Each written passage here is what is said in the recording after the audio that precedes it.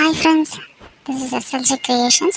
So நம்ம வரலட்சுமி பூஜை வர போகுது. ஸோ அதுக்காக எப்படி அம்மன் அலங்காரம் சிம்பிளாக பண்ணலான்னு பார்க்கலாம். ஸோ இதில் பார்த்தீங்கன்னா எப்பவும் போல் அந்த குட்டி குடம் மட்டும் எடுத்துகிட்டு அது ரெண்டு சைடில் நம்ம கம்பி எதுனா இருந்ததுன்னா அதை நம்ம ஹோல்ட் பண்ணுறதுக்கு கட்டிக்கலாம். அதுக்கப்புறம் எப்பவும் போல் சாரீ ஃபுல்லாக நம்ம ஃபோல்ட் பண்ணிவிட்டு அதை பாதியாக மடித்தோன்னா இந்த மாதிரி வரும். ஸோ அதை சொம்புக்கு அந்த சைட்லேயும் இந்த சைட்லேயும் வர மாதிரி ஈக்குவலாக பிரித்து விட்டுக்கோங்க. ஸோ சென்டரில் மட்டும் நம்ம ஒரு பின் மட்டும் பண்ணிடலாம். பின் பண்ணிவிட்டு அந்த கீழே இருக்க ஃப்ளீட்ஸை கொஞ்சம் நல்லா பிரித்து விட்டிங்கன்னா இன்னும் நல்லா அழகாக தெரியும். ஸோ அந்த சென்டரில் நான் பின் பண்ணியிருக்கேன். ப்ளஸ் இந்த ஃப்ளீட்ஸை வச்சுட்டு நான் ஃபஸ்ட்டு அங்கேயே ஒரு டைப் பண்ணிக்கிறேன். பின் குத்திருக்கேன். ஸோ அதுக்கப்புறம் பார்த்திங்கன்னா இதை நல்லா விரித்து வர மாதிரி பண்ணிவிட்டு ஃபஸ்ட்டு நம்ம அதை ஒரு கயிறு மாதிரி வச்சு அதை கட்டி ஃபோல்ட் பண்ணிவிடுவோம். ஸோ மேலே அந்த கயிறை நான் டைட்டாக கட்டிடுறேன். ஸோ அதை கட்டும்போது அது அந்த ஃபில் நல்லா பிரிஞ்சு வரும்.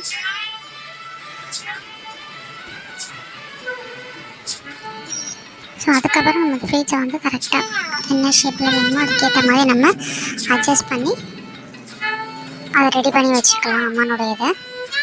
ஸோ அந்த ஃப்ரில்ஸ் நல்லா பிரித்து விட்டுக்கலாம். ரெண்டு சைட்லையுமே நல்லா அழகாக தெரிகிற மாதிரி அதை அட்ஜஸ்ட் பண்ணி வச்சுக்கோங்க.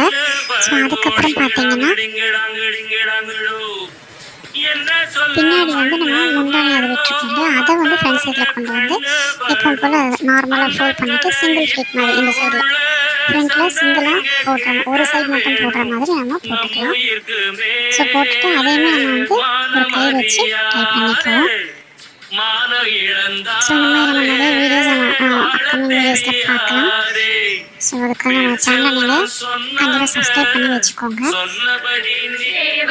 ஸோ ஃப்ரண்ட்லேயும் நான் அந்த முந்தானி இதை நல்லா அழகாக ஃபோல்ட் பண்ணிவிட்டு அதுக்கு மேலே அப்படியே ஒரு சைடில் மட்டும் போடுற மாதிரி போட்டுட்டு அதுக்குமே நம்ம ஒரு சின்ன கயிறில் வச்சு நம்ம கட்டிட்டோம்னா அது ஸ்ட்ராங்காக நின்றுடும். ஸோ அதுக்கு மேலே உங்களுக்கு அம்மனோட அந்த சின்ன முகம் தேங்காயில் நல்லா அரேஞ்ச் பண்ணி அதை வச்சுட்டு அதுக்கு நீங்கள் என்னென்ன அலங்காரம் பண்ணுறீங்களோ அது மாதிரி அழகாக பண்ணிக்கலாம். அந்த ஃப்ளீட்ஸ் எடுக்கிறத நம்ம கொஞ்சம் பொறுமையாக எடுக்கணும். எடுத்துகிட்டு ஹேண்ட் பண்ணி கரெக்டாக வச்சோன்னா அது கரெக்டாக வந்துடும்.